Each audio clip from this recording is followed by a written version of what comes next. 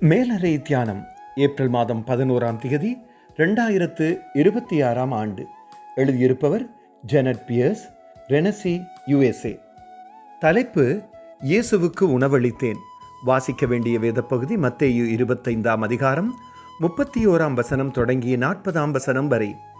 இன்றைய நாளுக்குரிய தியான வசனம் எபிரேயர் 13ஆம் அதிகாரம் 2ஆம் வசனம்.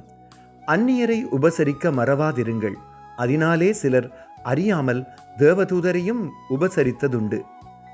விடுமுறை முடிந்து நானும் எனது கணவரும் வாகனத்தில் வீடு நோக்கி வரும் வழியில் ஒரு உணவகத்தின் முன் வாகனத்தை நிறுத்தினோம்.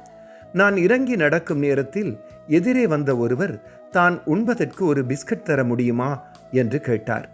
என்னிடம் இல்லை என்று சொல்லிவிட்டு நடந்தேன்.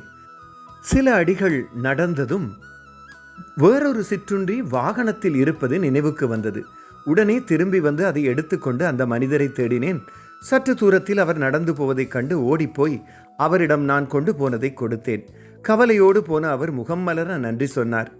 நான் திரும்பி உணவகத்தை நோக்கி நடந்து கொண்டிருந்த நேரத்தில் இன்றைய மகுட வாக்கியம் நினைவுக்கு வந்தது. கண்கள் கலங்க அந்த இடத்தில் நின்று ஒருவருடைய பசியை தீர்க்க கடவுள் தந்த சந்தர்ப்பத்துக்காக நன்றி ஜெபம் செய்தேன். நாம் எமது வேலைகளினாலும் வேறு கவலைகளினாலும் சில நேரங்களில் தேவையுள்ளவர் என்று தெரிந்தும் தெரியாமலும் கவனிக்காமல் நாம் போயிருக்கிறோம். அன்று நான் பசியோடு இருந்த ஒருவருக்கு உணவு கொடுத்ததை இயேசுவுக்கு கொடுத்ததாக நினைத்து சந்தோஷப்பட்டேன். அந்த நாள் எனக்கு மிகவும் பெரிய ஆசீர்வாதமாக இருந்தது. ஜெபம்.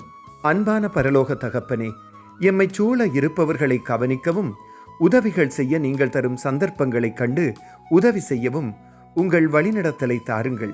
இயேசுவின் நாமத்தில் கேட்கிறோம், ஆமேன்.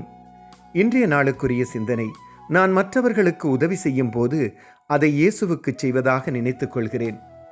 கர்த்தருடைய அன்பும் இரக்கமும் பிரசன்னமும் இந்த நாளில் உங்கள் அனைவரோடும் கூட இருப்பதாக.